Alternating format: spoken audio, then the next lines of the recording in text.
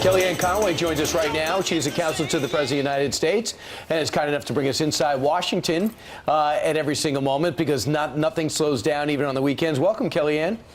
Look, hi. How are you today? Good morning. Good. Great. The first thing we'd like to bring up, if we can, Robert Mueller is now, it turns out, according to three separate sources, is investigating the Podesta Group, in particular Tony Podesta, for his ties possibly to a pro-Russian Ukrainian government, and he was not registered. Does that surprise you?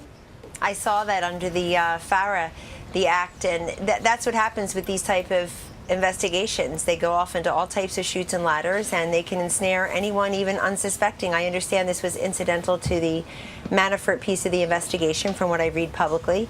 And we'll see where that lands. But it's one of those cases, too, for some folks. Be careful what you wish for. Just for people at home to fill them in on what's happening, his group was hired by Ukraine, apparently, to promote that country here in the Western area or this part of the world. And he was, if you lobby on behalf of a foreign government or a leader or a political party, you have to file a detailed disclosure about your spending and their activities, and that is called FARA. So how often does this happen? How often do we see other countries contacting lobbying firms here to promote them? Oh, fairly often. I mean, I think that's part of what America looks at and calls the swamp, writ large, the swamp international version, if you will. So it's not unusual, but you have to comply with the laws, everyone. If you need to register properly, you need to file properly. But I have to say, as juicy as this may be, it's like my second favorite expanding investigation. I think my first one would be Uranium One. Sure. And I read this morning on Fox News that that is expanding. We read the accounts this weekend and late last week that there is a new look among some at the evidence that we all knew was there last year during the campaign, which is it played into the fact that a majority of Americans, according to everybody's polling, including the outlets whose polling was otherwise wrong, that why they don't find Hillary to be trustworthy or honest, that the Uranium One deal, the 20% of U.S. uranium going to a Russian interest after Bill Clinton gave a $500,000 speech in Russia, and while Hillary Clinton was at the State Department. So this is the type of connect the dots parlor game that a lot of Americans like to play. And I think that if we're going to continue to talk about Russia, Russia, Russia, some of those other outlets can dust off their chyrons and screaming graphics I haven't seen in a while and talk about Uranium One. Right, and Congressman DeSantis from Florida over the weekend, I think it was yesterday, said that he thought there could be criminal charges involved in this whole deal. What's interesting, though, is at the time of the, and there was an FBI informant, apparently, who was working on the inside. So the FBI, Kellyanne, knew all about this. And at that time, the head of the FBI was Robert Mueller, who's now doing the special inquiry. Rod Rosenstein was involved. He's the Deputy Assistant Attorney General. So all these names that we're now familiar with were in the know a couple of years ago during the Obama administration of what the Russians were trying to do. That's what some of the public reports say, and I would just say that this is the type of information and transparency and disinfectant that Americans demand. And so let's not play politics, everyone, with cherry-picking which investigations you think are worthwhile and which aren't. All right, well, Rachel Maddow last week, she's gotten a lot of, Huffington Post even criticized her for this. She was on her program last week talking about the travel ban, that she is insinuating in the soundbite that it sounds like the travel ban happened first and then the deaths of the U.S. soldiers. Maybe she's insinuating they died because of this travel ban. Listen to this and we'll get your reaction. They just blanket banned people from Chad. Nobody from Chad can get a visa to come here anymore. Right after that, that's when 4 U.S. Army soldiers got attacked. Is she connecting the travel ban with the dead Americans? It seemed that way, and that's unfortunate. Look, this wasn't a slip of the tongue. As I read the article, this was a 25 minutes. This is half of the show, more than half of the show, dedicated to this somber monologue.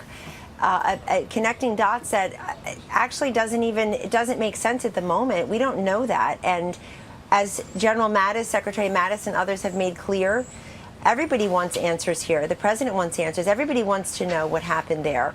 But to get ahead of that and to try to bring in other really conspiracy theorist and connecting the dots. I think it's unfortunate. I mean, Rachel Maddow's a very intelligent person, very well organized. I understand she just won the Emmy for her interview of me last summer. And we beat out George Stephanopoulos interviewing the president, I'm told. But so there are responsible nights on her show. But I thought this one was really unfortunate. And again, just want to repeat, it was a 25-minute spent on this one issue. And for the Huffington Post to really shred her in a way I did not see in most of the conservative media outlets is very telling. All right, let's talk about the nuts and bolts of legislation. Last week, Murray and Alexander came up with a bipartisan plan to fix Obamacare. The president said, I respect Senator Alexander, but I'm not sure I can go along with this. What will it take for the president to go along with that? The president has made very clear what his policies and his principles are for meaningful health care reform. He's never deviated from that. But on this specific issue, the president is not going to sign into law or countenance a bailout for the insurance companies. He's here to help Americans, the 28 million who still have no health insurance because of Obamacare. Right. And he's taking action outside of Congress. You saw the health care EO that he signed. That helps millions of Americans who don't get their benefits through employers and don't get their benefits directly from the government, right, to try to start sharing the risk and sharing the cost. In other words, the president looks at what Lamar Alexander came up with and thinks it's a bailout for insurance companies because Senator Alexander says it goes to those low-income people. Well, that's right. But look, Senator Alexander has been working really hard to try to get a good health care fix because he knows, as President Trump does, that a lot of Americans are still suffering, which is why the president will not give up on health care reform. Said to your colleague, Maria Bartiromo, just this weekend in an interview that he thinks he can get health care done, too, along with tax reform and tax cuts. And the reason the president says that is he knows you can chip away in different pieces. Senator Alexander is starting to do that as well. However, what the president wants to make clear is that anything that bails out insurance companies doesn't interest him. He's talking about drug pricing. He's talking about health savings accounts.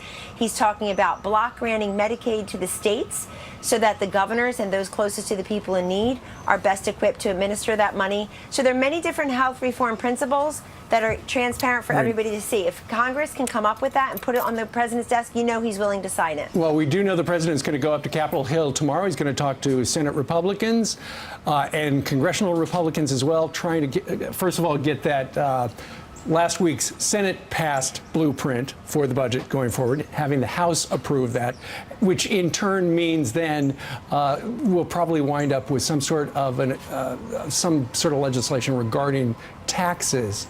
But the news today, Kellyanne, is that maybe there's going to be another tax bracket that they're going to write up, the Republicans are, affecting people who make $1 million or more.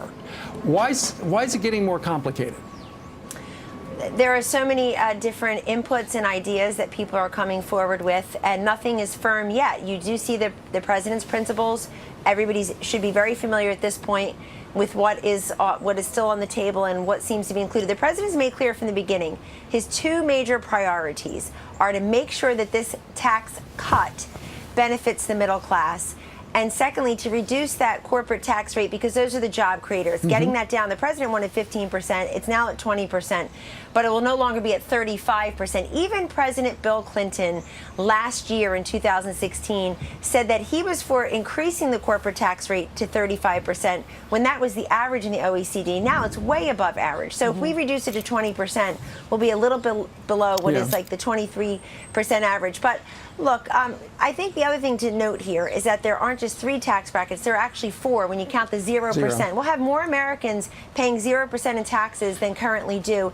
And that's key. That plus doubling that personal and marital exemption so that your first $24,000 of income, if you're a married couple filing as such, has no tax liability whatsoever. The child care tax credit, Ivanka Trump on the road today in Pennsylvania talking about that and tax reform overall, tax cuts overall.